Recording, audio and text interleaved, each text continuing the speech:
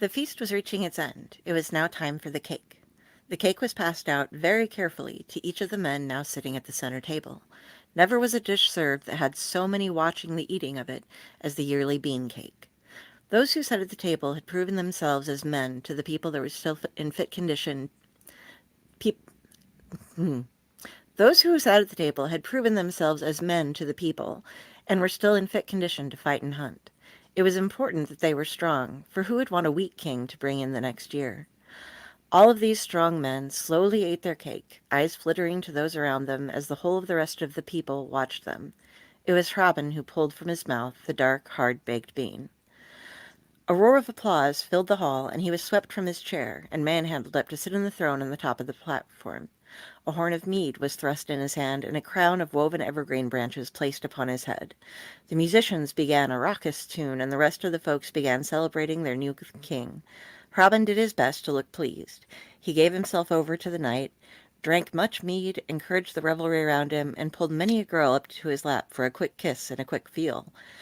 He put on a grand show, and all of the gathered people were happy. They had their king, young and strong, and this next year would be all the better for it. His sacrifice would bring them hardy crops, good hunting, and healthy livestock. Though the nights were long and cold, that would soon change, all thanks to Hrabin. Hail Hrabin, king of the bean! The next week was one of debauchery for the entire gathering. Everyone had brought their extra stores, and between the days of politicking for the rulers of the various smaller tribes, the nights were filled with huge campfires, matches being made, less permanent trysts, drinking and tales being told, all presided over by Hrabin. He sat in his throne, drank his mead, and occasionally joined in the merriment. He would reign for 2 weeks before the ceremony to bring in a strong new year. His mother, Emma, had taken some time to herself to have a bit of a cry. Her husband, Bertram, had been selected 10 years prior, and she had no other children. But she was proud of both of the men in her life. Her husband's sacrifice had provided the people with a good year, and she was sure her son would as well. She would be moving in with her sister's family after the winter was through to help raise her children. At least she still had family. Some had been left with less. In the second week, Hrabin ruled that he and a small group of hunters from his tribe should be allowed to go and hunt what game was left to them in the depths of winter. He was one of the best hunters they had, and stated that though his sacrifice would bring them bounty, he wanted a last chance to provide it for his people whilst he lived as well. He took with him 2 others, the brothers Faro and Rocco, both highly praised for their skills, and returned home each night with the game they had slain. Robin would be given the choicest morsels as they were cooked as he led the nightly celebrations. On the 5th day of their hunting, Robin, Faro, and Rocco were taking a rest as the nightly celebrations were wearing them down. They had bagged a few hares at this point and were sitting near a stream in the forest. A fresh snow began to fall, and the brothers suggested heading back before the storm overcame them. Robin mocked them for their weariness, and pulled the skin, which he had filled with strong drink in it, telling them to warm up so that they would be able to continue for the hunt for a bit longer. Stating that he only had this day left before he would need to prepare for the ceremony, and that he wanted to provide more for the people before he could no longer hunt, he convinced them to drink with him. The brothers drank, and as they talked and reminisced together on the bank of the stream, they began to drift off to sleep. When Robin was sure they were sleeping, he left them with the hares they had, and swiftly walked upstream in the shallows where his oil-skinned boots mostly protected his feet. When he finally reached a point he knew of that made a good crossing, he carefully crossed on the slick stones and made his way as craftily as possible deep into the woods. As an experienced hunter and tracker, he covered his tracks as best he could and made for a tree, which had a large hollow in its base. The hollow faced inwards in a clump of ancient timbers, and had been much dug out by whatever had taken residence in it long ago. Since the loss of his father, Robin had been coming to it off and on when he had no one accompanying him, and digging it out further, as well as ensuring that a thorny shrub grew before its opening, to hide it from all but the most watchful eye. Within the base of the hollow he had left for himself a number of thickly furred hides he had gathered, some skins of water and mead, and some jerky, along with clay pots to be used for his waste. The hollow was large, enough for him to move about in a bit, but not so very spacious that he could stand or walk. He draped a hide that he had prepared beforehand with bits of mud and bark stuck to it to cover the entry to the hollow, and settled himself down, wrapped tightly in the furs, to weather out the storm and the next few days. Though he couldn't provide himself a fire, the enclosed space with the furs bundled around him kept him warm enough, and he hoped that the current storm would work itself up to cover any tracks that he might not have covered. Robin was not going to die. Though he had taken a part every year in the ritual, he had even been a part of the ceremony for his own father, he didn't truly believe in it. The loss of his father had only solidified in his mind that it was superstitious nonsense. Whether he died or not, the sun would rise after the longest night of the year, and the luck of the various tribes was down to just that, luck. He was certainly not willing to give up his own life for this silliness. Other peoples did different rituals, and they all believed that theirs was the true one. Who was to say that they were wrong, and that it was his life that was required to make the sun return and the nights grow shorter? Was his sacrifice, one of the best hunters of his tribe, really necessary for the world to continue on its way? He would prove to them that it was not. He would return to them after a few days, and they would see that he was still alive and the sun was still plowing its way through the heavens, and that they could stop murdering their sons and fathers for its sake. With that in mind, he curled up to sleep. He had been sleeping very little over the past few days, and now, as settled and safe as he could be, he fell into a deep slumber. When he woke, it was late into the night. He stooped up and pulled ever so slightly on the hide covering the entry to the hollow. The moon was high in the sky, and a fair amount of snow had fallen, burying the bottom of the hollow and its covering by at least as deep as his hand. The shrub before it was completely covered as well. He felt safe. Robin ate and drank of his supplies and put the jars to use before falling back to sleep. When he woke next, another little peak told him it was daylight, what would have been his last day had he not enacted this plan. The snow had quit falling, and the sounds of the forest surrounded him. He wondered a bit at what was going on back at the gathering of the tribes. He hoped that Pharaoh and Rocco weren't in too much trouble for returning without him. Perhaps they had passed on his lie that he wanted to get one last big hunt in, and had gone on without him. Then maybe got lost in the storm. He couldn't see them turning on him, though he had tricked them, but they might not realize that was what he intended to have happen. Either the others would be waiting for him or looking for him, hopefully assuming that he was merely lost. He supposed he would hear something eventually. As the sun rose higher, his suppositions proved to be true. He could hear voices faintly in his little hole. They weren't near him yet, but there were people looking for him. He dared not move much, or try to check by peeking out the hide over the opening. It may let out a little bit of steam in the cold outside, and that could damn him. So far, the voices all seemed to be coming from the direction that he had last parted with the brothers. He knew they would be over where he was eventually.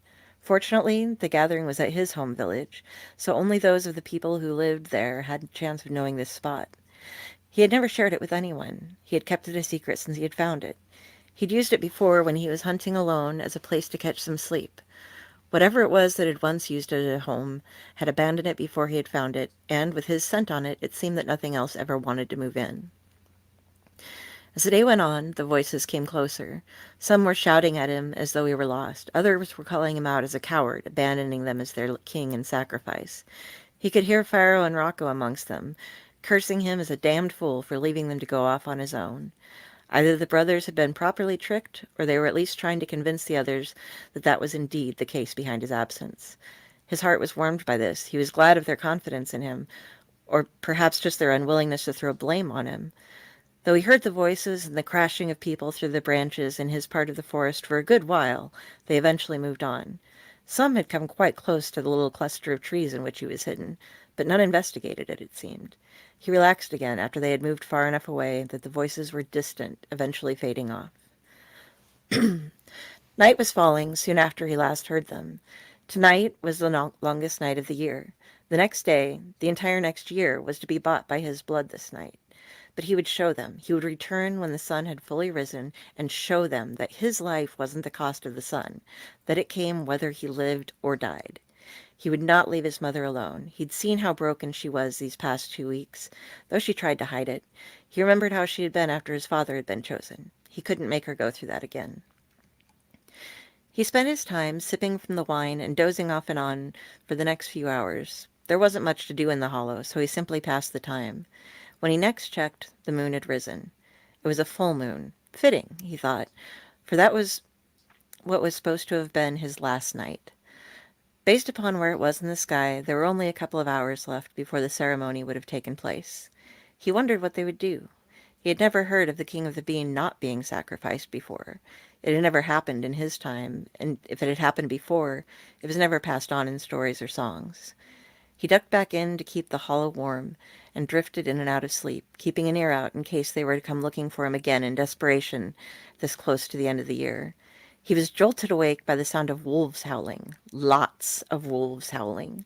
There were noises from the other nocturnal creatures in the forest as well. Foxes screamed, owls hooted.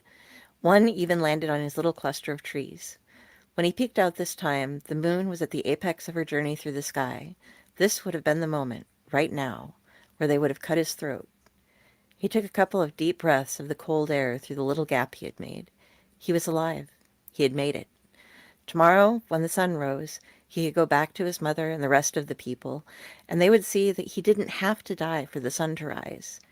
He stood for a while, just staring at the moon. The forest suddenly dropped into a dead silence. Perhaps all of the humans who had been through earlier hunting for him had shaken them up? He wasn't sure, but he decided to hunker back down to hide and wait for dawn. He drank a bit of the skin he had shared with the brothers, and then a bit more. It was damned eerie in the hollow. If he managed to drink himself into sleep, he could wait for the sun. He finally succeeded in just that, passing into sleep despite the chills of the strangeness that now surrounded him. Something swirled in the snow around the tree. Then more little whirlwinds of snow joined it, more and more, until they descended, unhindered by the hide, down into the hollow. Robin stood in the forest. It was still night. The moon hadn't moved from her point in the middle of the sky. "Why haven't you moved?" he asked her. "You should have been down by now, so I could go home." "It's because you ran and hid, you craven cur!" Robin spun around and saw a gathering of the dead behind him. All of those who had been sacrifices in the past, throats cut wide with blood running down the front of them, his father in their midst.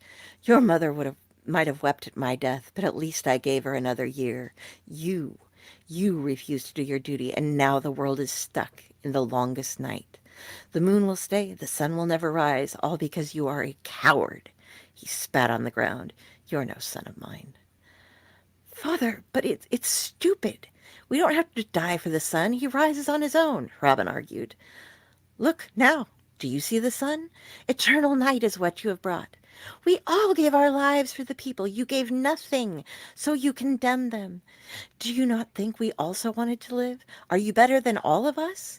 The dead started throwing out accusations, drawing closer and closer to him. Robin didn't know what to do. He'd been so sure. Or had he just been so afraid? Fear filled him here, as the angry specters swept in and drug their claws into him, whilst scolding him for his treachery against traditions. Suddenly, Pharaoh and Rocco came staggering, freshly bloodied, throats gaping at him from the forest. "They thought perhaps we would do, since we were the ones that you left behind when you fled. We were not enough, though.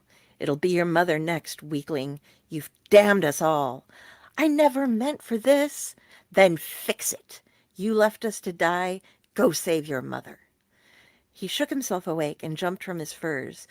Waking took away none of those who haunted him, just brought them in closer within the hollow. He crawled out of the hole, their ragged nails clawing at him, raking open bloody gashes on his arms and legs. "Run, you wretch! Run back to the fire and end this." The moon shone so brightly above him, lighting his way across the stream. Though he fell a number of times, he made it across, soaked to the bone. They herded him through the forest. No path did he follow. He just let them lead him through claws and curses. He shouted and howled in pain as he staggered through the forest, tripping over fallen limbs, branches snagging him as much as the ghostly hunters he had at his heels. Soon he was able to see the glow of fire ahead as he got close to his home. All of the people were standing around the fires, the priests painted, and the center one bearing a blade. I come! I'm here!" They all turned in surprise to watch his stumbling run into their midst. None seemed disturbed by his entourage. Looking up at the moon, the priest smiled as Robin fell to his knees before them, prostrated above the sacrificial bowl and altar. "You made it back in time. We feared you lost. Now give of yourself freely for the new year and for the sun." As he held himself up on his hands and knees, the priest drew the blade across his throat to release the sacred blood that would bring the rise of the sun for the new year. He bore it as best he could, trying not to fall over, until arms braced him, holding him over the bowl. "We knew you wouldn't leave us. Thank you, Robin." He could have sworn that was Pharaoh. He must have been truly lost. Look at all the tears on his clothes and the scratches from branches that covered him, said another voice that sounded like his brother. As his spirit began to lift from his body, he saw that it was indeed Pharaoh and Rocco who held him up. He looked back to the dead who had chased him back to this place. They were no longer there, none left but his father. Where did they go? They went to watch the sunrise. We who have died for it have found the best places. It is a beautiful sight to behold. You are being judged. You aren't the first who tried to escape their fate, but must return on their own. You caused the moon, but most returned on their own. You caused the moon to freeze the earth until we were able to chase your mewling hide back for your sacrifice. This is unprecedented. You will get to watch your own sunrise, and then it will be decided what to do with you. You do not deserve the honor that your death should bring. You will give them a hard year, as you have fought against it so hard. The moon truly held time?